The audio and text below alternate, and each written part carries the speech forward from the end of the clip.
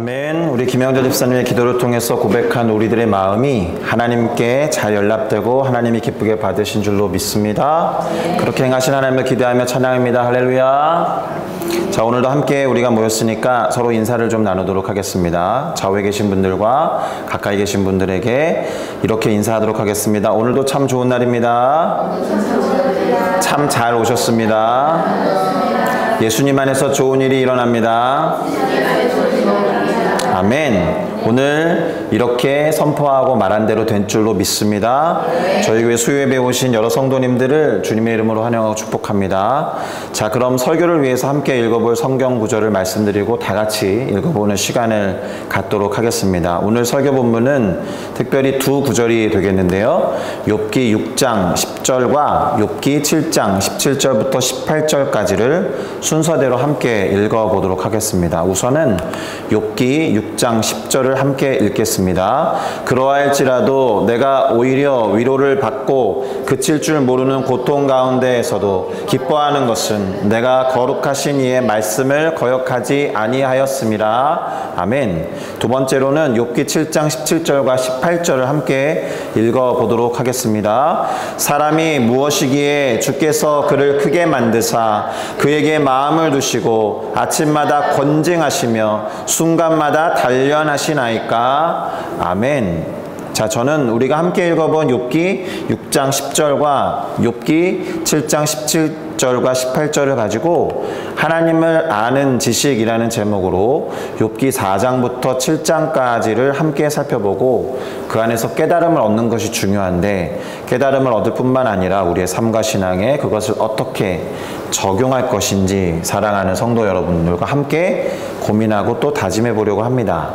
저와 같은 마음을 가져주시기를 부탁드리겠습니다. 아멘. 자, 그런 마음으로 제목을 함께 결단을 담아서 읽어주시면 좋겠습니다. 하나님을 아는 지식, 하나님을 아는 지식. 감사합니다. 우선 이미 말씀드린 바와 같이 우리가 3주 전부터 욥기를 시작을 했고 오늘 살펴보기로 한 욥기 4장과 7장을 간략하게 말씀드리면 욥을 위로하기 위해서 찾아온 욥의 친구들 중에서 엘리바스라는 사람이 일단 먼저 말을 시작합니다. 그리고 그에 대한 욥의 반응, 그래서 엘리바스와 욥의 대화로 이루어진 것이 욥기 4장부터 7장이 되겠습니다. 4장과 7장을 또 분류를 해보면 4장과 5장은 엘리바스의 말이 기록되어 있고 6장과 7장은 그에 대한 욥의 반응, 대화 이렇게 말할 수 있을 거라고 생각합니다. 그런데 이 욥기 4장부터 7장을 살펴보기에 앞서서 오늘 설교 제목으로 하나님을 아는 지식이라는 말을 사용했잖아요. 그러니 그러한 말들에 대해서 잠시 생각해보는 작업이 필요할 것 같습니다. 자, 저에게 있어서 하나님을 아는 지식이라는 이 문구라고 하면 이와 같은 책들이 먼저 떠오릅니다. 하나님을 아는 지식이라는 책들이 제법 기독교 서적 안에서 많이 있습니다. 특별히 첫 번째 사진이 잘 안 보이실 수도 있는데 제임스 패커라는 매우 유명한 목사님의 책이 있습니다. 기독교 고전이라고 할 수가 있어요. 그런데 하나님을 아는 지식이라고 제목을 다 붙여놨는데 내용은 거의 비슷합니다.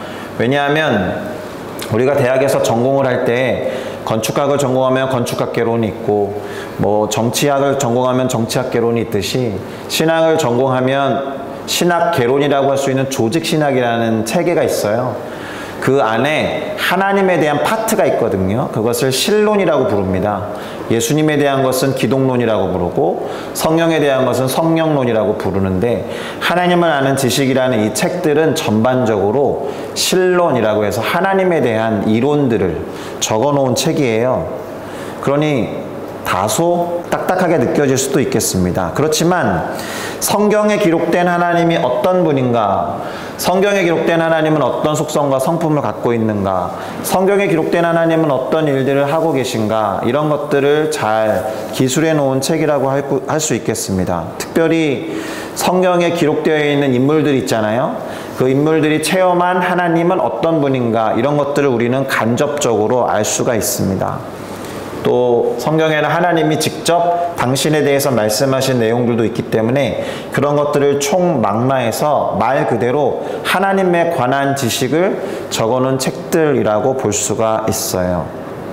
자, 그렇다면 우리는 이런 질문을 한번 해볼 필요가 있겠습니다. 우리는 하나님에 관한 지식을 어떻게 쌓아가고 있는가? 당신에게 하나님 어떤 분이십니까? 이렇게 물으면 우리는 뭐라고 말할 것인가?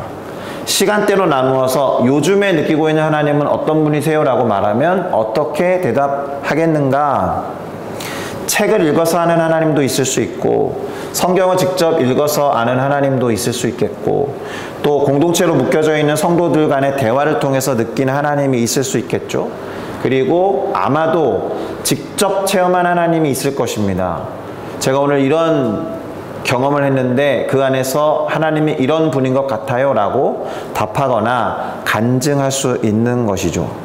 자, 이런 모든 것들이 하나님을 알아가고 하나님에 관한 지식을 쌓는 방법이라고 할 수 있습니다. 어느 것도 틀렸다거나 뭐가 문제가 있다라는 이야기는 할 수가 없어요. 그럼에도 불구하고 이 모든 것이 완벽하지는 않습니다. 누군가의 이야기가 나에게는 안 와닿을 수도 있는 것이고 누군가의 경험이 적혀있는 책이 내가 모르는 영역일 수도 있기 때문에 더욱 그렇겠죠. 자, 완벽하지 않기 때문에 각각의 방법을 사용하는 사람들이 모이면 약간의 문제가 벌어질 수도 있습니다. 예를 들면 하나님을 아는 지식 사이의 논쟁이에요. 예를 하나 들어보겠습니다. 하나님은 사랑의 하나님이시죠? 그렇게 들어 알고 계시죠? 직접 경험한 측면도 있을 테고 책을 봤다거나 아니면 누군가의 간증을 통해서 인정하는 바일 것입니다. 하나님을 사랑의 하나님이라고 딱 규정을 하면 그분은 매우 따뜻한 분이 맞습니다. 참 좋으신 분이시고 우리가 어떤 일을 행해도 다 품어 안아주시고 이해하시고 공감하실 것 같습니다. 그런데 동시에 공의와 정의의 하나님이시기도 합니다. 이렇게 사랑의 하나님 대 공의와 정의의 하나님으로 나누어서 생각을 해보면 어떻게 같은 하나님 안에 약간 찬물과 뜨거운 물이 같이 있고 따뜻함과 차가움, 냉정함이 같이 있을 수 있지? 이런 생각을 할 수 있다라는 거예요. 어떻습니까? 이 두 가지 측면이 하나님 안에서 잘 통합이 되는 것 같습니까? 네, 잘 이해는 되지 않겠지만 유일하신 하나님은 가장 크고 위대하시고 성품이 풍요로우신 분이니까 가능하다라고 우리는 믿습니다. 그런데 마치 이러한 하나님을 인간인 것처럼 생각해서 이 둘이 온전하게 통합될 수 없다라고 생각하는 사람들이 많이 물어보는 질문이 있습니다. 예를 하나 들어보면 교통경찰인 아들이 신호 위반하는 차량을 잡았는데 아버지인 거예요. 아버지를 향해서 딱지를 떼야 할 것인가? 아니면 아버지를 사랑하는 마음으로 그냥 보내드려야 할 것인가? 어떻게 생각하십니까? 아버지를 사랑하면 물론 사랑하니까 딱지를 끊어야겠죠. 그렇지만 아버지를 사랑하면 살짝 눈을 감고 그냥 보내야 할 것인가? 아니면 사회의 정의와 공의를 실현하는 경찰이기 때문에 아버지의 차량을 잡고 벌금을 부과하고 딱지를 떼는 게 맞을까? 이런 질문들을 하면서 마치 사랑의 측면과 정의와 공의의 측면이 융합될 수 없는 것처럼 딜레마 상황에서 질문을 한다라는 거예요. 물론 이 경우에도 그 사랑과 정의의 측면이 융합될 수 있습니다. 잘 절충하면 어떤 가능성 있는 해결이 되냐 하면 일단 아버지의 차량을 붙잡아요. 그리고 딱지를 떼죠. 그래서 사회 정의를 실현합니다. 그리고 아버지를 사랑하는 마음으로 내가 벌금을 내는 거죠. 그러면은 정의도 실현하고 사랑하는 아버지에 대한 마음도 표현할 수 있을 것입니다. 아무튼 간에 하나님의 속성이 무궁무진하고 또 풍성하기 때문에 내가 경험하고 느낀 하나님의 성품만이 전부라고 할 수는 없을 것입니다. 그러시죠? 자, 그렇다면 어떤 경우에 문제가 벌어지겠습니까? 논쟁도 있을 수 있겠지만 어떤 것이 절대적이라고 생각하면서 자기가 체험한 하나님만을 고집하는 경우에 문제가 벌어질 수 있습니다. 마치 신들이 전쟁하는 것 같아요. 또는 하나님 사이에 전쟁이 벌어지는 것 같은 착각과 느낌이 들 때가 있다는 거죠. 예를 하나 또 들어볼게요. 자꾸 제가 사랑의 하나님이랑 공의의 하나님을 이렇게 대조시키는 것 같은데 그렇게 해야 이해가 훨씬 잘 될 것 같아서. 자, 사랑의 하나님만을 체험하고 자란 남편이 있어요. 그러면 그 사람의 신앙생활은 매우 자유로울 것입니다. 편안하게 신앙생활할 가능성이 매우 높아요. 하나님은 무엇을 해도 다 받아주시는 분이니까, 사랑의 하나님이니까 다 용납해 주실 거야 이렇게 생각하겠죠. 반대로 아내가 있는데 그 아내는 평생 동안 공의와 정의의 하나님만을 체험하고 자랐다고 쳐요. 그러면 그녀의 신앙생활은 매우 율법적이 될 가능성이 많습니다. 극단적인 경우에는 아주 경직된 신앙생활을 하겠죠. 자, 이 두 사람이 만나서 가정을 꾸리고 신앙생활을 한다면 어떤 문제가 벌어질까요? 상대방의 신앙을 판단하거나 비판할 수 있다라는 거예요. 아, 당신은 좀 편하게 살아도 되는데 굳이 그렇게까지 신앙을 유난을 떨면서 해야 돼? 이렇게 말할 수도 있겠고, 그 남편은. 또 아내는 당신이 하는 신앙은 신앙인의 태도가 아니야 이렇게 말하면서 그 사람의 삶과 신앙을 함부로 판단하고 비판하고 정죄할 수 있다는 거예요. 하나님을 어떻게 보느냐에 따라 그 시각과 시선이 충돌할 수 있다는 것입니다. 그래서 신들의 전쟁, 똑같은 하나님인데, 한 분이신 하나님인데 마치 하나님 사이에 전쟁이 벌어진 것 같은 느낌을 받을 때가 있더라라는 것입니다. 마치 이와 같은 상황이 오늘 이 욥과 엘리바스 사이에서 벌어지는 내용과 비슷하다라는 거예요. 자, 오늘 본문과 관련해서 욥의 상황을 조금 이해할 필요가 있겠죠. 지난 2주 동안 공부를 해왔기 때문에 어느 정도는 욥이 당한 상황과 처지를 알고 있을 것입니다. 특별히 그것을 매우 함축적이지만 아주 잘 알려주는 구절을 한번 말씀드려 볼게요. 욥기 2장 13절에는 이런 내용이 기록되어 있습니다. 욥이 당한 상황을 위로하기 위해서 친구들이 왔거든요. 그때 벌어진 일이죠. 한번 읽어보겠습니다. 밤낮 7일 동안 그와 함께 땅에 앉았으나 욥의 고통이 심함을 보므로 그에게 한마디도 말하는 자가 없었더라. 욥의 고통이 아주 상당했던 거예요. 보기에도 민망할 정도로, 뭐라고 위로를 할 수 없을 정도로 정말 엄청난 상황에 모여 있었던 거죠. 무려 일주일 동안 지켜보는 것만으로도 이 친구들도 매우 괴로웠다라는 거예요. 아무런 말도 할 수 없었을 정도로 욥의 상황은 심각했던 겁니다. 자, 그러는 가운데 일주일 넘게 침묵이 이어지는 가운데 처음 입을 열어 제낀 친구가 있으니 그의 이름은 엘리바스입니다. 엘리바스라는 친구가 욥에게 이제 말을 건네는 것이고, 그것이 오늘 본문 욥기 4장과 7장의 주된 내용이 되겠습니다. 그러니 간단하게라도 이 4장부터 7장까지의 내용을 말씀드리고 우리가 무엇을 붙잡아야 되는지 정리하면서 설교를 마무리해 볼게요. 일단 엘리바스는 욥이 지금 낙심하고 당황하고 있다고 지적해요. 당연한 상황에서 그걸 지적합니다. 4장 5절을 보니까 이제 이 일이 너에게 이름에 네가 힘들어하고 이 일이 너에게 닥침에 네가 놀라는구나. 상황을 그냥 사실 그대로 진술한 것 같지만 그 앞에 무슨 일이 있었냐 하면, 그동안에 낙심하고 힘들어 하던 사람들을 격려하고 힘을 주던 게 너야. 그런데 너는 그와 같은 사람들의 입장이 되고 나니 너도 별 수 없구나. 너는 왜 힘들어하는 거야? 너는 왜 놀라고 있는 거야? 왜 당황하고 있는 거야? 이렇게 말하고 있는 것과 같아요. 이 뉘앙스가. 여기에서의 문제는 뭐냐 하면 욥이 그러면 안 되는 것처럼 말하고 있다는 거예요. 엘리바스가 그의 놀라움과 그의 당황스러움과 그의 힘들어함을 해서는 안 된 일인 것처럼 판단하고 있다는 겁니다. 그리고 이어지는 내용이 어떤 거냐 하면 심은 대로 거두는 법이 있다. 욥도 뭔가 잘못한 게 있어서 지금과 같은 상황을 맞이한 것임에 틀림이 없다라고 단정을 내려요. 4장 8절에 보니까 내가 보건대 악을 밭갈고 독을 뿌리는 자는 그대로 거두나니 라고 적어놨어요. 마치 욥이 뭔가 잘못을 저질렀기 때문에 일주일 동안 뭐라고 말해야 될지 모르는 이 엄청난 상황에 놓인 거야 라고 생각한 거예요. 그러니까 그 잘못의 결과로 인해서 이와 같은 엄청난 상황을 맞이한 거야 라고 생각하고 있다라는 것을 알 수 있는 구절입니다. 그러면서 사람이 하나님보다 의로울 수는 없어. 이 말은 하나님 앞에 모두 죄인이야. 맞는 말이죠. 그런데 그 이야기를 하는 자기는 살짝 빠져 있는 거예요.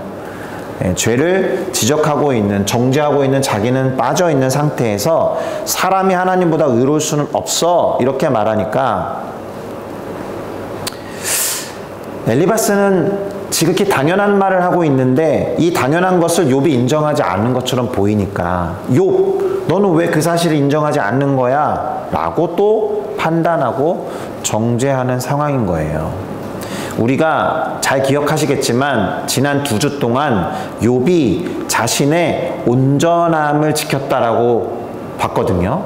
그러니까 욥이 자기의 온전함을 지켜온 것이 뭐가 문제인데 이 사람이 이런 지적질을 하고 있느냐? 예상해보면 엘리바스는 자기의 온전함을 못 지켰던 것 같아요. 자기는 못하는 일을 욥이 하고 있으니까 셈이 났을 수 있겠죠. 질투와 시기심이 드러났을 수 있습니다. 그러니 문제 상황이 욥에게 다가오니까 이렇게 뭐라고 할 기회를 잡은 것입니다. 자, 욥이 마주한 상황이 어떤 거예요? 질병 때문에 머리 정수리로부터 발끝까지 종기가 나가지고 벅벅 긁고 있었어요. 자식들 다 잃었어요. 재산들 다 탕진했어요. 스스로 탕진한 것이 아니지만 다 사라져버렸습니다.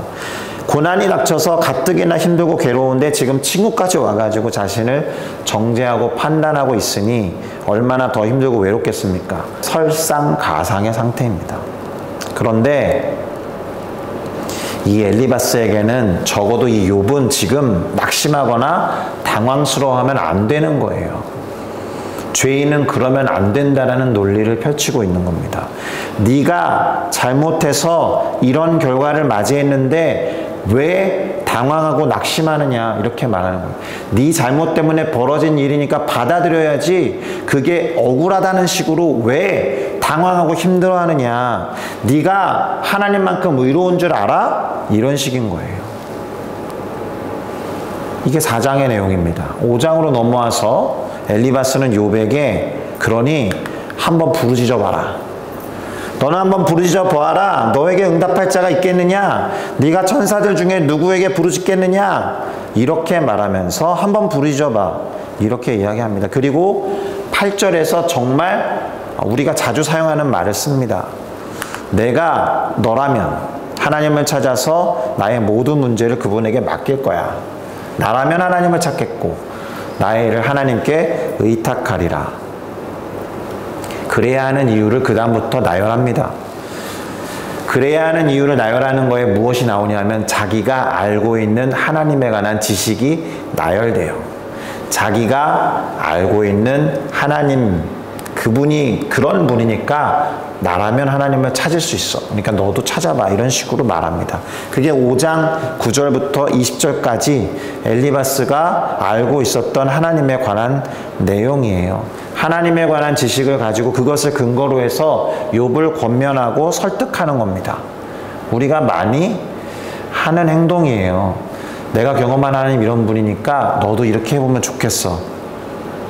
그것이 잘못된 것은 아닙니다. 충분히 그분을 찾을 수 있고 의지할 수 있는 분이라는 것을 말하고 있으니까요. 그리고 이때 언급되는 엘리바스의 하나님에 관한 지식이 틀리지 않습니다. 우리가 고백하고 익히 알고 있는 하나님의 성품과 다르지 않아요. 그런데 한 가지 걸리는 게 나오는데 그것이 무엇이냐 하면 5장 끝절 27절에 보니까 그가 갖고 있었던 하나님에 관한 지식이 어디에서 왔는지가 기록되어 있습니다. 오랜 연구 끝에 나온 거예요. 이렇게 말하거든요. 볼지어다 우리가 연구한 바와 같이 너는 들어봐라. 그러면 네가 알게 될 거야. 마치 자신이 갖고 있는 지식을 자랑하는 거예요. 오랜 시간 연구하고 공부해 보니까 하나님은 이런 분이더라. 너는 모르겠지. 내가 말해줄 테니 잘 들어봐. 그럼 공감하고 이해할 수 있을 거야. 그리고 그 하나님한테 말해봐. 그분을 불러봐. 그러면 돼. 귀담아 들으면 알게 될 것이고 너한테 유익이 될 거야. 사실은 엘리바스는 지금 욥을 충고하고 있는 것처럼 보이지만 자신이 가진 지식으로 우쭐거리고 있는 겁니다. 위로하고 있다라고 생각하지만 사실은 이 사람이 알고 있는 하나님을 무시한 채 자기 자신의 하나님을 강요하고 있는 거예요. 여기까지가 4장과 5장의 내용입니다. 어떻습니까? 이와 같은 내용을 들으면 욥은 어떤 마음이 들까요? 위로를 충만히 받을까요? 그러면 이제 욥기는 여기서 끝났겠죠. 6장과 7장에서 욥이 반박을 해요. 그리고 자신의 이야기를 펼칩니다. 욥이 느꼈을 법한 그 기분이 어떨지를 이런 질문을 하면서 생각해 볼 필요가 있습니다. 엘리바스는 자신이 알고 있는 하나님의 지식을 지금 어떻게 사용하고 있는가? 안타깝게도 그는 하나님을 아는 지식으로 욥을 판단하고 나무라고 있는 거예요. 뭐라고 하면서? 내가 아는 하나님은. 내가 아는 하나님은 이런 분이신데 너는 그분을 모르는 거니? 내가 아는 하나님은 이런 분이신데 그러니까 이렇게 한번 해봐. 우리가 자주 사용하는 것처럼 보이지만 그리고 때때로 이런 표현이 위로가 되기도 합니다. 정말로. 믿음의 어떤 성장을 이끌어내는 표현이 되기도 하지만 적어도 오늘 본문에서 욥은 엘리바스의 이 말에 기분이 몹시 언짢았을 거예요. 그걸 어떻게 알 수 있느냐 하면 6장과 7장에서 욥이 내뱉은 반응을 보면 알 수가 있습니다. 우선 욥은 한마디로 고통과 슬픔이 매우 커서 죽고 싶다라고 말해요. 그럼에도 불구하고 거룩하신 하나님의 말씀을 거역하지 않았다라고 해서 그래서 기뻐할 수 있다라고 말합니다. 대단한 고백이에요. 뭐라고 했냐면 이렇게 말해요. 우리가 오늘 설교 본문으로 첫 번째로 읽었던 그 구절인데요. 그리할지라도 내가 오히려 위로를 받고 그칠 줄 모르는 고통 가운데서도 기뻐하는 이유는 내가 거룩하신 하나님의 말씀을 거역하지 아니하였기 때문이다. 당당한 거죠. 이 말 안에는 지금 내가 당하고 있는 이 고통이 나 때문에 임한 건 아닐 거다라는 확신이 있는 것입니다. 그리고 거기에는 하나님에 대한 신뢰가 있어요. 하나님이 그냥 뭔가를 하신 분이 아닐 거야. 그러니까 그분의 말씀을 거역하지 않을 수 있고 심지어 기뻐할 수 있는 거죠. 자, 14절로 가면은 자신에게 지금 필요한 건 신실한 친구다라고 말해요. 위로를 해줄 수 있는. 엘리바스와 친구들은 지금 그렇게 하지 못한다라고 돌려가고 있습니다. 시냇물과 같아서 그저 그렇게 좁게 흐르는 졸졸졸 시냇물에 불과해 니네들은. 그리고 엘리바스가 지금 자신을 비난한다고 생각했기 때문에 너가 비난하는 근거가 뭐냐라고 질문을 던져요. 6장 25절을 보면 옳은 말이 어찌 그리 고통스러운가?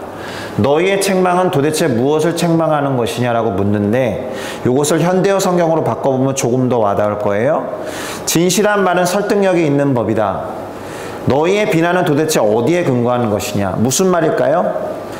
네 말은 설득력이 없어. 그리고 진실한 말이라는 느낌도 들지 않아. 이런 이야기입니다.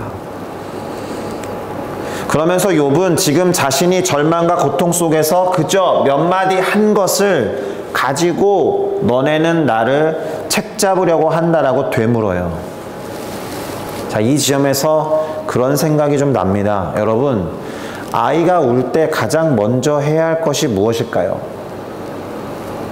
왜 우는지 물어볼까요? 잠깐만 눈물을 그쳐봐. 너 왜 우는 건지 엄마한테 말해줄래? 너 오늘 또 울어. 잠깐만 멈춰봐. 지금 몇 살인데 우는 거야. 그렇게 울지 말라고 좋은 말로 사랑 가득한 토닥임으로 멈춰봐 라고 하는 게 먼저가 아니라는 거예요. 제가 상담학에서 배울 때 가장 먼저 해야 할 것은 안아주는 거. 일단 안아줘야 돼요. 왜 우는지 묻는 것도 그 다음에 해야 되고, 토닥이는 것도 그 다음에 해야 되는 거예요. 가장 먼저 해야 될 일은 안아주는 것입니다. 어린아이가 울고 있다면 왜 우는지 묻는다거나 우는 것을 다그칠 것이 아니라 일단 먼저 안아주라. 지금 힘들어서 우는 거거든요. 나 같으면 안 힘들 것 같은데 왜 우니? 이런 거예요.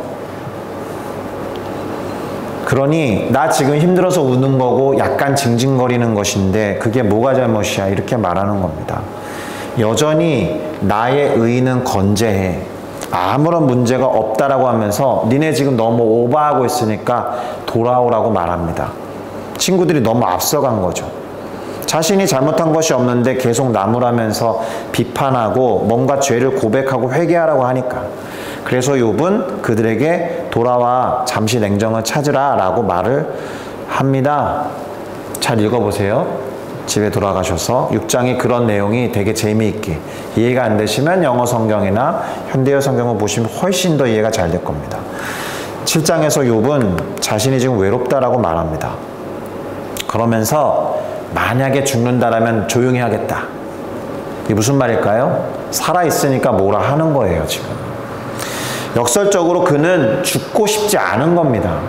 말은 죽고 싶다라고 하지만 사실은 침묵을 지키지 않고 괴로움을 말하면서 이 슬픔을 털어놔야겠다라고 말해요. 7장 11절인데요. 그런즉 내가 내 입을 금하지 아니하고 내 영혼의 아픔 때문에 말하며 내 마음의 괴로움 때문에 불평하리이다. 어쩌면 주님이 주신 삶이기 때문에 포기하고 싶지 않은 거예요. 포기하지 않고 툴툴거리면서라도 계속 살고자 하는 겁니다. 이게 쉽지 않거든요. 죽을 만큼 힘들 때 이렇게 하기 쉽지 않아요. 그리고서는 시선을 자신을 지키시고 자신에게 주목하시는 하나님을 향하여 고백합니다. 그것이 우리가 두 번째로 읽었던 오늘 설교 본문인데요. 욥기 7장 17절부터 18절, 시편의 어느 구절이랑 아주 유사합니다. 사람이 무엇이기에 주께서 그를 크게 만드사 그에게 마음을 두시고 아침마다 권징하시며 순간마다 단련하시나이까. 이거는 욥의 신앙 고백이라고 해도 틀리지 않습니다. 지금 이 사람은 자신이 당한 고난을 권징이라고 생각해요. 훈육, 단련이라고 생각해요. 테스트라고 생각합니다. 하나님에 대한 엄청난 신뢰예요. 하나님 앞에, 내가 신뢰하는 분 앞에 툴툴거리는 게 뭐가 잘못인데요? 그럼 내가 사랑하고 편하게 생각하는 엄마 앞에서 울어야지 어디 가서 웁니까? 울고 있는 엄마 앞에 열심히 울고 자신의 감정을 토설하는데 뚝! 너 우는 거 잘못이야. 그런 하나님이 아니잖아요. 지금 엘리바스가 그렇게 이야기하고 있는 겁니다. 진짜 자유로운 고백을 하나 합니다. 요것만 떼내서 읽으면 욥이 진짜 잘못하고 있는 것 같거든요. 이렇게 말하는 거예요. 욥은 허물이 있고 없고 죄를 범하건 안 범하건 그게 뭐가 문제입니까? 이렇게 말해요. 문제잖아요. 20절인데요. 사람을 감찰하시는 이 하나님이여 내가 범죄하였든 주께 무슨 해가 되오리까? 어찌하여 나를 당신의 관역으로 삼으셔서 내게 무거운 짐이 되게 하셨나이까? 죄를 지었든 안 지었든 제가 설사 죄를 지었다고 해도 하나님이 용서하시면 다 끝나는 겁니다. 지금은 그저 그분 앞에 있으면 되는 것이 아니겠습니까? 라고 말하는 거예요. 욥이 이렇게 말할 수 있는 이유가 무엇일까요? 그것은 그가 하나님의 은혜를 잘 알고 있기 때문이에요. 하나님의 은혜가 가진 능력이 무엇인지를 잘 알고 있기 때문이에요. 그래서 21절에서 이와 같이 고백하는데 같이 읽을까요? 시작! 주께서 어찌하여 내 허물을 사하여 주지 아니하시며 내 죄악을 제거하여 버리지 아니하시나이까? 내가 이제 흙에 누우리니 주께서 나를 애써 찾으실지라도 내가 남아있지 아니하리이다. 잘 보셔야 되는데 나에게 죄가 있다면 얼른 사해 주십시오. 저 죽으면 끝입니다. 근데 사실 죽기는 싫은 거죠. 그래서 툴툴거리는 거예요. 빨리 죄를 사하시라고. 혹시 있는 죄가 있더라도. 그 은혜를 모르면 할 수 없는 고백이에요. 그래서 우리가 요즘에 가장 많이 존경하는 팀 켈러라는 목사님이 있는데요. 그분이 하나님의 사랑과 은혜 그리고 우리의 죄와 악에 대해서 다음과 같이 말한 적이 있습니다. 아버지의 사랑으로 용서하고 덮지 못할 악은 없고 아버지의 은혜에 맞먹을 만한 죄는 어디에도 없다. 하나님의 은혜가 얼마나 큰지를 잘 아는 이의 고백인 거예요. 욥은 이것을 알았던 겁니다. 자, 이제 결론을 향해 나아가 보도록 할게요. 그러기 위해서 던져야 하는 핵심 질문이 있는데 하나님을 아는 지식을 어떻게 사용해야 하는가? 우선 하지 말아야 할 것을 제거해야겠죠? 엘리바스처럼 하면 안 된다는 거예요. 무슨 말이냐? 누군가가 하나님에 관한 지식을 갖고 있다고 해서 그 사람에게 그 지식으로 다른 사람을 판단할 권한을 하나님이 주신 적이 없어요. 그 지식을 누군가를 정죄하고 판단하는 도구로 절대로 사용해서는 안 된다라는 것입니다. 누군가를 판단하고 정죄할 권한은 오직 하나님에게만 있으니까요. 그러니 하나님을 아는 지식을 가진 분의 태도는 겸손일 수밖에 없습니다. 왜일까요? 하나님을 온전하게 아는 것이 불가능하니까. 내가 아는 것이 전부일 수가 없으니까. 내가 아는 하나님을 다른 누군가에게 섣부르게 강요할 수 없다는 것입니다. 오히려 하나님을 아는 지식의 올바른 예는 욥과 같이 자신의 신앙을 고백하면서 하나님을 높이고 찬양할 뿐만이 아니라 기도를 통해서 하나님을 더 알고자 갈망하는 것이 되어야 한다는 것입니다. 할렐루야. 그리고 혹시 우리 중에 고통과 시련 가운데 있는 분들에게 권면하고 싶은 것은 죽고자 할 것이 아니라 생명을 주신 하나님을 불러서 찾고 간구하면서 툴툴거리면서라도 살아가셔야 합니다. 욥이 말한 거예요. 내가 내 입을 금하지 아니하고 내 영혼의 아픔 때문에 말하며 내 마음의 괴로움 때문에 불평하리이다. 우리가 수요일 저녁마다 시편 가지고 말씀을 나누고 기도하는 수중기를 하고 있는데요. 시편이 시편인 이유는 그 모든 것이 하나님 앞에서 이루어진 것이기 때문에 그래요. 누군가를 저주하기도 하고 진짜 막 입에 담지 못할 말을 토설하고 배설해도 되는 이유는 하나님 앞에서 했기 때문입니다. 자, 주님이 주신 삶이니까 포기하지 않는 것이 중요합니다. 툴툴거리면서라도 계속 살고자 해야 하는 것입니다. 믿으십니까? 자, 정리를 하겠습니다. 우리는 하나님을 알아야 하죠. 많이 들으셨을 것입니다. 그리고 하나님을 아는 지식으로 충만해야 합니다. 그러나 그 지식이 올바르게 사용되지 않는다라면 다른 일을 정죄하고 판단하는 도구가 될 것이에요. 매우 고상하지만 나쁜 지식이 되는 거예요. 하나님을 아는 지식으로 충만해야 하는 이유는 그만큼 하나님이 크시기 때문에 그렇습니다. 할렐루야. 지금껏 알고 경험한 하나님은 우리가 앞으로 경험해야 될 풍성하신 하나님에 비교할 때 세 발의 피도 안 돼요. 그러니 하나님을 안다라고 함부로 말할 수 없는 거죠. 욥은 욥기의 마지막 장에서 이렇게 말합니다. 내가 주께 대하여 귀로 듣기만 하였사오나 이제는 눈으로 주를 배움나이다. 할렐루야. 끊임없이 하나님을 알아갔던 욥이 결국엔 하나님을 보게 되었다는 거죠. 하나님을 알아감으로써 귀로 듣고 손으로 잡아보기도 하고 눈으로 볼 수 있기를 바랍니다. 그렇게 점점 하나님과 하나가 되는 것, 그것이 예수님께서 마지막에 하셨던 기도의 내용이에요. 예수님이 하신 기도 중 하나를 읽어드리고 오늘 설교를 마무리하겠습니다. 요한복음 17장 21절부터 23절입니다. 아버지여, 아버지께서 내 안에 내가 아버지 안에 있는 것 같이 그들도 다 하나가 되어 우리 안에 있게 하셔서 세상으로 아버지께서 나를 보내신 것을 믿게 하옵소서. 내게 주신 영광을 내가 그들에게도 주었사오니 이는 우리가 하나 된 것 같이 그들도 하나가 되게 하려 함이니이다. 곧 내가 그들 안에 있고 아버지께서 내 안에 계셔서 그들로 온전함을 이루어 하나가 되게 하려 하는 이유는 아버지께서 나를 보내신 것과 또 나를 사랑하신 같이 그들도 사랑하신 것을 세상이 알게 하려 함이로소이다. 아멘. 기도하시겠습니다.